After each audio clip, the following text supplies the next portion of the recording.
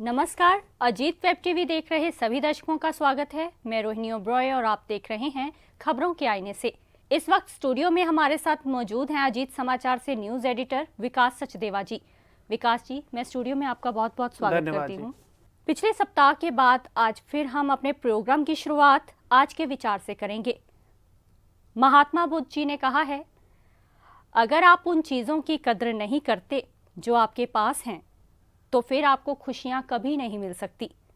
विकास जी, अपने विचार साझा कीजिए। रोहिणी जी, महात्मा बुद्ध बहुत बड़े दार्शनिक, विचारक और सुधारक हुए हैं। बौद्ध धर्म का संस्थापक रहे हैं। 29 साल की आयु में ही जो महात्मा बुद्ध हैं वो अपनी पत्नी और बेटे का त्याग कर जंगलों की ओर चले गए, सच्चाई, सच का खोज करने, परमात्मा की खोज करने। हाँ जी।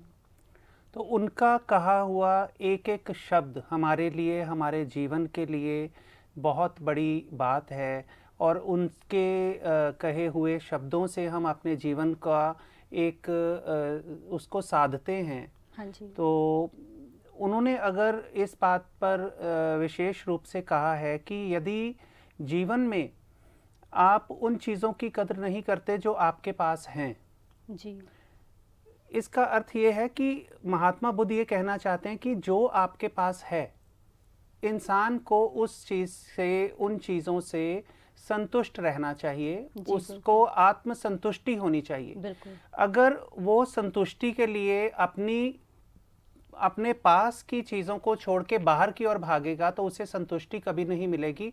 वो हमेशा लालसा में उन चीज़ों के पीछे ही भागता रहेगा। जी बिल्कुल सर। तो इसलिए जो आत्मसंतुष्टि है वो बहुत ज़रूरी है। जी बिल्कुल। पिछले सप्ताह हमारे देश के प्रधानमंत्री, माननीय प्रधानमंत्री श्री नरेंद्र मोदी जी ने देश को, देशवासियों को संबोधित किया था। उन्होंने अपने संबोधन में कहा था कि जो 18 साल से प्लस हैं, जो सभी उम्र के लोग हैं जी, उन्हें 21 जून से फ्री वैक्सीनेशन दी जाएगी। जी, फ्री वैक्सीनेशन जो दी जाएगी इसकी जिम्मेदारी पहले उन्होंने राज्य सरकारों पर डाली हुई थी। हाँ जी। अब ये जिम्मेवारी उन्होंने अपने ऊपर ले ली है, तो इसके बारे में आप क्या कहेंगे? ऐसा है, मैंने प्रधानमंत्री जी का जो पिछले सप्ताह उनका जो संबोधन था देश के नाम, देशवासियों के नाम, वो सुना। 32 मिनट उन्होंने देशवासियों को संबोधित किया। जो संबोधन था उसके शुरू में तो प्रधानमंत्री महोदय जो हैं वो अपनी और अपनी सरकार की पीठ थपथपाते ही नजर आए। जी बिल्कुल। अपनी सरकार की अपनी उन्होंने उपलब्धियां गिनाई जी, और साथ में बातों ही बातों में, शब्दों के जाल में उन्होंने विपक्ष को जमकर कोसा। बिल्कुल। ये देशवासियों के नाम जो संबोधन था ये एक चुनावी भाषण लग रहा था, जैसे किसी चुनावी रैली में वो संबोधित कर रहे हों जी। तो सबसे पहले तो मैं ये कहूँगा कि देशवासियों के नाम अगर प्रधानमंत्री संबोधित कर रहे हैं तो उसका अर्थ ये है कि उन्हें जिस बात के लिए देशवासियों को बताना है उन्हें वो बताना चाहिए, ना कि अपनी उपलब्धियां गिनानी चाहिए। वो देशवासी जानते हैं उनकी उपलब्धियां। जी बिल्कुल।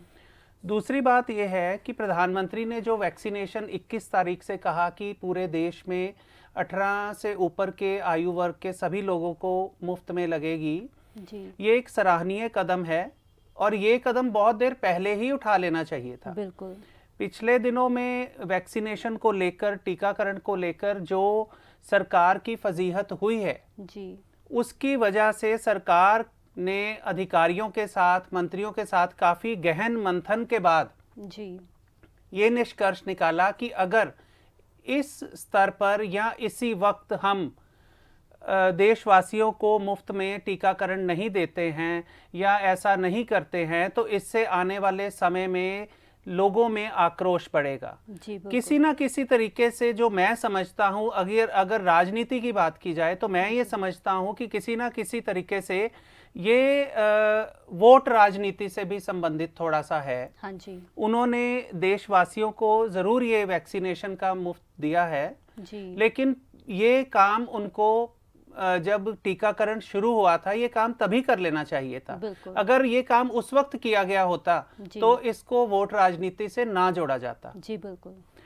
ये मैं आपको बताना चाहूँगा कि उपलब्धियां जो हैं सरकार की, जो मोदी साहब ने गिनाई, हमारे प्रधानमंत्री महोदय ने, अर्थव्यवस्था की अगर हम बात करें तो अर्थव्यवस्था जो है वो इस वक्त पिछली सरकारों के मुकाबले बहुत बुरी हालत में चल रही है। बिल्कुल जी।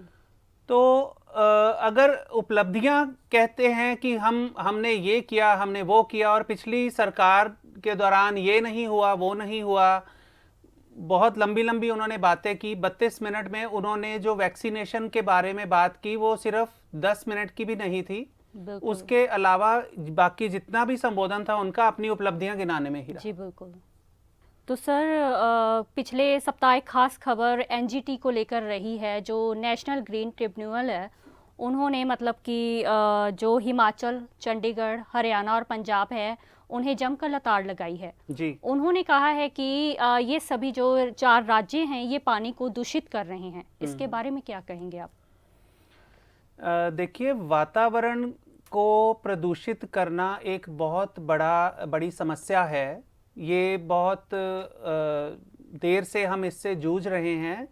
प्रदूषण, चाहे वायु प्रदूषण हो, चाहे वो जल का प्रदूषण हो, चाहे वो ध्वनि प्रदूषण हो, किसी भी तरह का जो प्रदूषण है वो हमारे लिए, हमारी सेहत के लिए, आने वाली जनरेशन के लिए वो बहुत हानिकारक है। बिल्कुल।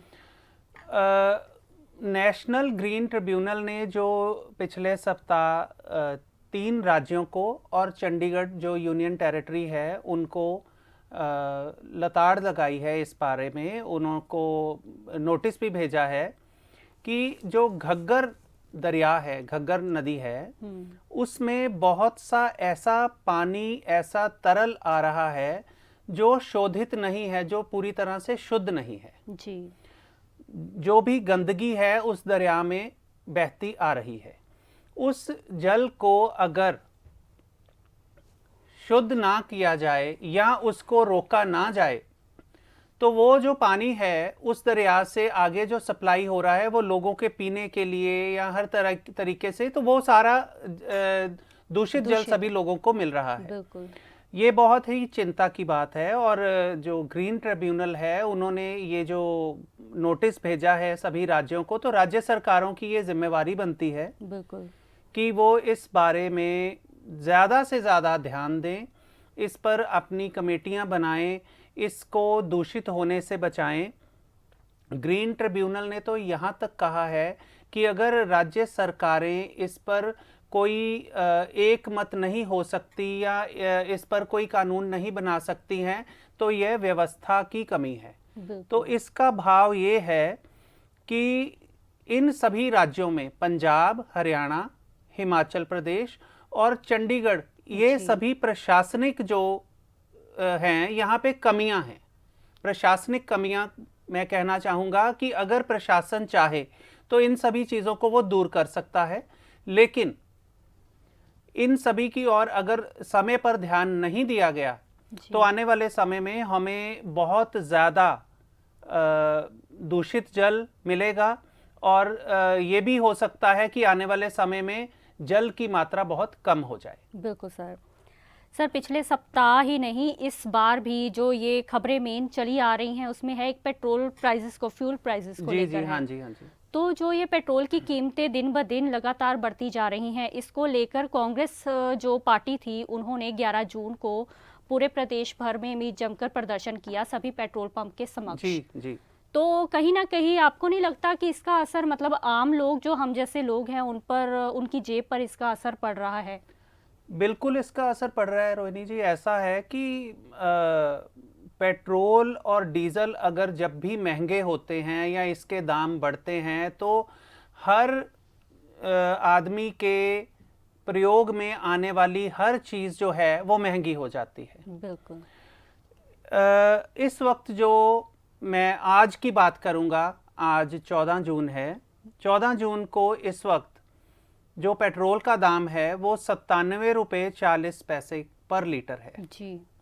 और जो डीजल है वो 89 रुपये 13 पैसे पर लीटर। ये जो दाम है दिन ब दिन बढ़ते जा रहे हैं, इसमें इजाफा होता जा रहा है। कभी 25 पैसे बढ़ गया, कभी 17 पैसे बढ़ गया, कभी 20 पैसे बढ़ गया। तो इसका असर आम आदमी की जेब पर बिल्कुल पूरी तरह से पड़ रहा है। आम आदमी इससे प्रभावित हो रहा है। हम बात करते हैं, अभी थोड़ी देर पहले जो आपसे बात हुई कि मोदी साहब अपनी उपलब्धियां गिना रहे हैं सरकार की, कि 2014 में जब हमने शासन संभाला या जब हम सत्ता में आए तो हमने ये किया, लेकिन उन्होंने इस बात का जिक्र बिल्कुल भी कहीं नहीं किया कि जब 2014 में वो आए तो उस वक्त पेट्रोल के दाम क्या थे और आज क्या हैं। जी बिल्कुल। 2005 में जब मनमोहन सिंह सरकार थी, यूपीए गवर्नमेंट थी जी, उस वक्त जो भारत है अर्थव्यवस्था के रूप में पूरी दुनिया में 10वें नंबर पर था। बिल्कुल।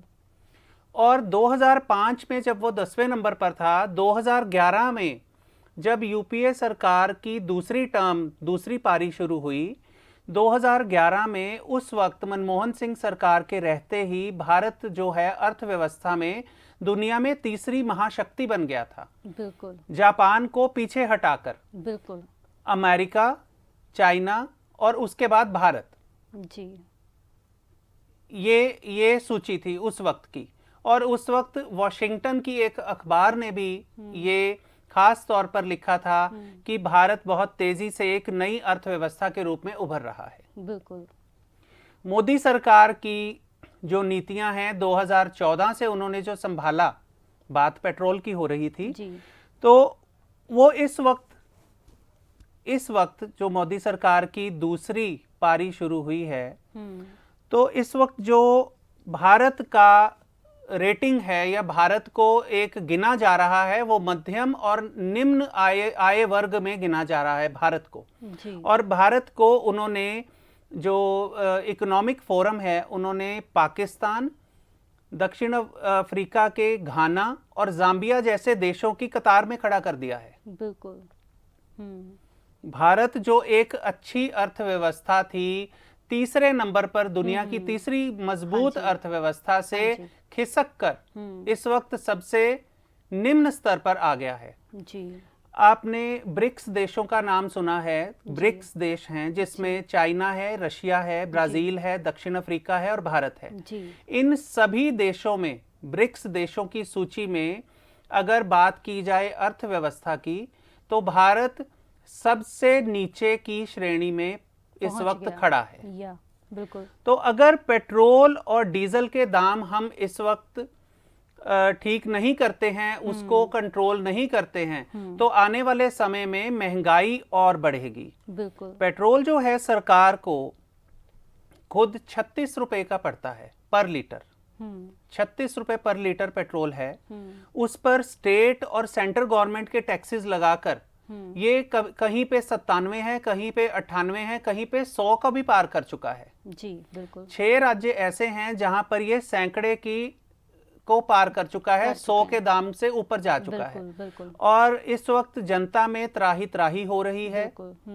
इस वक्त जनता बहुत ज्यादा त्रस्त है। बिल्कुल। और मोदी सरकार को पेट्रोल के दाम जल्दी से जल्दी नियंत्रण में करने चाहिए। बिल्कुल जी सर। तो बीते दिनों खास खबर एक रही थी, सुप्रीम कोर्ट ने केंद्र सरकार को सुनिश्चित किया था कि जो कोरोना काल के दौरान बच्चे अनाथ हुए हैं, किसी भी कीमत पर उनकी जो रेगुलरी पढ़ाई चल रही है वो किसी भी तरह से रुकनी नहीं चाहिए। हाँ जी, हाँ जी। इसके बारे में आपका क्या ख्याल है? देखिए, सुप्रीम कोर्ट का बहुत अच्छा डिसीजन है, बहुत अच्छा उन्होंने जो जजमेंट दी है कि कोरोना काल के दौरान जो प्राकृतिक आपदा आई है और उसकी वजह से जो बच्चे अनाथ हुए हैं या जिन बच्चों के पेरेंट्स में से कोई एक उसके साथ मिस हैपनिंग हो गई है या वो नहीं रहे हैं उनमें से कोई एक भी, तो उन बच्चों की जो भविष्य है उनकी पढ़ाई पर निर्भर करता है और उनकी पढ़ाई हर हाल में जारी रहनी चाहिए, चाहे वो सरकारी स्कूल में पढ़ रहे हों चाहे वो प्राइवेट स्कूल में पढ़ रहे हों। क्योंकि इन सभी तरह की स्थितियों का सामना करने के लिए कोई भी परिवार या इवन की यहाँ तक हम ये कह सकते हैं कि कोई भी सरकार भी पूरी तरह से तैयार नहीं थी। लेकिन ये जो विकट परिस्थिति आई है, इस पर हमें बात करनी चाहिए, हमें इस पर ध्यान देना चाहिए, जो कि सरकार को चाहिए था, लेकिन उनकी नीतियां बनाकर कौन दे रहा है? Supreme court. सुप्रीम कोर्ट ने जो इस तरह की जजमेंट दी है, तो इस पर सरकार को पूरा ध्यान देना चाहिए जी। इस तरह के जो बच्चे हैं उनके भविष्य को बचाने के लिए, उनका भविष्य खराब ना हो, इसके लिए उन्हें बच्चों की पढ़ाई जो है निर्विघ्न जारी रखनी चाहिए और उसको आगे और बढ़ाना चाहिए, बच्चों को प्रोत्साहित करना चाहिए, उनकी जो पढ़ाई है वो निःशुल्क करनी चाहिए। बिल्कुल सर। तो एक बहुत ज़्यादा चर्चा में जो खबर रही है पंजाब के 2 गैंगस्टरों की पिछले सप्ताह रही है। हाँ जी। कि वो पंजाब से भाग गए थे, तो उनका मतलब कि कैलकाटा में पुलिस ने उनका एनकाउंटर में उन्हें ढेर कर दिया जी। तो मतलब आपको नहीं लगता कि ये जो मतलब कि गैंगस्टर कल्चर है दिन ब दिन बढ़ता जा रहा है? आजकल की हमारी जो नई पीढ़ी है, हाँ जी, उनका रुझान जो है नशे से लेकर गैंगवार की और ज्यादा ही उनका प्रभावित हो रहा है उस जी, जी। तो आने वाले टाइम में हमें अपने बच्चों को ऐसी मतलब कि जो बुरी कुरीतियां पनप रही हैं, हाँ इससे बचाने के लिए हम अपने बच्चों का भविष्य कैसे चेंज कर सकते हैं? कैसे इन चीज़ों से उन्हें हम बचा सकते हैं? रोहिणी जी, मैं एक बात ज़रूर कहूँगा कि गैंगस्टर खुद नहीं बनते, परिस्थितियां बनाती हैं। बिल्कुल। परिस्थितियां क्या हैं, कहाँ से कोई भी जो है, हम एक कहावत है ना कि कोई भी चोर नहीं पैदा होता जी। बिल्कुल। ठीक है, परिस्थितियां उसे चोरी करने पर मजबूर बनाती हैं। बिल्कुल। तो वही बात है कि अगर हम कहेंगे कि गैंगस्टर बन जाते हैं या गैंग वॉर शुरू हो रही है, हमें अपने बच्चों का जो भविष्य है वो अंधकार में नजर आ रहा है, तो इस पर सरकारों को सबसे ज्यादा जरूरी है सुनिश्चित करना बेरोजगारी खत्म की जाए। बिल्कुल। बेरोजगारी की वजह से ही ये सारी चीजें, नशा भी इसी की वजह से पनपता है जी। बिल्कुल। गैंगवार या गैंग जो बनते हैं या गैंगस्टर बनते हैं, वो भी बेरोजगारी की वजह से ही बनते हैं। बिल्कुल सर। इस पर एक फूल प्रूफ या इस पर एक इस तरह की नीति बननी चाहिए कि हम आने वाले समय में किसी भी नौजवान को खाली ना बैठने दें, ताकि उसका ध्यान ना भटके। हमें उनको सुशिक्षित करने की जरूरत है, उनको अच्छे संस्कार देने की जरूरत है। बेशक वो अपने घर से अच्छे संस्कार लेते हैं, लेकिन जब वो गलत संगत में पड़ जाते हैं तो संगत का असर उनको गलत रास्ते पर ले जाता है। बिल्कुल। इसलिए गैंगस्टर बनने से रोकने के लिए हमें अपने नौजवानों को बेरोजगारी से बचाना होगा, हमें उन्हें रोजगार उपलब्ध करवाने होगा। बिल्कुल, ये बहुत जरूरी है। बिल्कुल। तो आज हमने नजर डाली है पिछले सप्ताह की कुछ खास खबरों पर। आगे भी आपके समक्ष इसी तरह रूबरू होते रहेंगे कुछ खास खबरें लेकर। अजीत वेब टीवी देख रहे सभी दर्शक इसी तरह हमारे साथ जुड़े रहिए। हमें दीजिए इजाजत। नमस्कार। देश दुनिया ਦੀਆਂ ਤਾਜ਼ਾ ਖਬਰਾਂ ਦੇ ਲਈ ਹੁਣੇ ਪਲੇ ਸਟੋਰ ਤੋਂ ਡਾਊਨਲੋਡ ਕਰੋ ਪੰਜਾਬ ਦੀ ਆਵਾਜ਼ ਅਜੀਤ ਨਿਊਜ਼ ਐਪ। ਹੁਣ ਤੁਹਾਡਾ ਆਪਣਾ ਅਜੀਤ ਹਰ ਸੋਸ਼ਲ ਮੀਡੀਆ ਪਲੇਟਫਾਰਮ ਦੇ ਉੱਤੇ ਉਪਲਬਧ ਹੈ। ਫੇਸਬੁੱਕ ਦੇ ਉੱਤੇ ਹੁਣੇ ਲਾਈਕ ਤੇ ਫੋਲੋ ਕਰੋ ਅਜੀਤ ਦਾ ਅਫੀਸ਼ੀਅਲ ਪੇਜ ਡੇਲੀ ਅਜੀਤ ਤੇ ਹਾਂ ਨਾਲ ਹੀ ਦੋਸਤਾਂ ਨੂੰ ਪੇਜ ਲਾਈਕ ਕਰਨ ਦੇ ਲਈ ਇਨਵਾਈਟ ਕਰਨਾ ਨਾ ਭੁੱਲਣਾ। ਇੰਨਾ ਹੀ ਨਹੀਂ, ਹਿੰਦੀ ਦੇ ਵਿੱਚ ਖਬਰਾਂ ਵਾਸਤੇ ਲਾਈਕ ਤੇ ਫੋਲੋ ਕਰੋ ਸਾਡਾ ਫੇਸਬੁੱਕ ਪੇਜ ਅਜੀਤ ਸਮਾਚਾਰ ਹਿੰਦੀ। YouTube ਦੇ ਉੱਤੇ ਵੀਡੀਓ ਖਬਰਾਂ ਦੇਖਣ ਦੇ ਲਈ ਹੁਣੇ ਸਬਸਕ੍ਰਾਈਬ ਕਰੋ ਅਜੀਤ ਦਾ official YouTube channel Ajit web TV.